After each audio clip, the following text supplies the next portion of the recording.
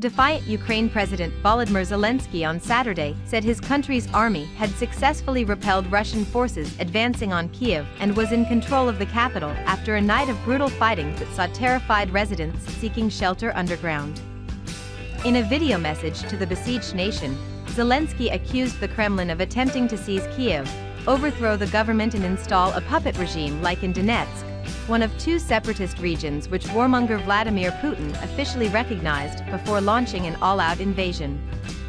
Declaring "We broke their idea," Zelensky added, "The fights are going on in many cities and areas of our state. But we know that we are protecting the country, the land, the future of our children. Kyiv and key cities around the capital are controlled by our army. The Russian occupants wanted to block the center of our state and put here their marionette, like in Donetsk. We broke their idea." It comes after a high-rise apartment block in Kyiv was hit by a devastating missile this morning, while Ukraine's civilian death toll hit 198. More than 100,000 invaders are on our land. They insidiously fire on residential buildings, Zelensky said in a Twitter update on Saturday morning.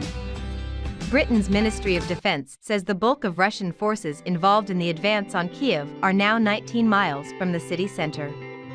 Ukraine's Ministry of Defense is now calling on citizens in Kyiv and across the country to remove all street signs and directional signage to confuse and disorient the Russian invaders. Zelensky in a Friday night phone call reportedly rejected President Joe Biden's offer to evacuate him from Kyiv, telling the U.S. leader, "The fight is here. I need ammunition, not a ride." Late Friday, Biden signed a memo authorizing up to $350 million in additional security assistance to Ukraine, with another $250 possible, bringing the total security aid approved for Ukraine to $1 billion over the past year. Secretary of State Antony Blinken said on Saturday that the new U.S. aid would provide immediate military assistance to Ukraine to help defend itself from Russia's unprovoked and unjustified war.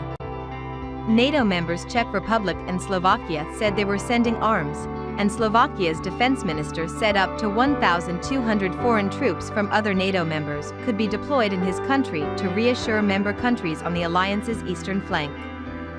In a stinging rebuke, Poland's prime minister slammed Germany's offer to send 5,000 military helmets to Ukraine as a joke, accusing Berlin of selfishness and egoism in withholding arms and ammunition.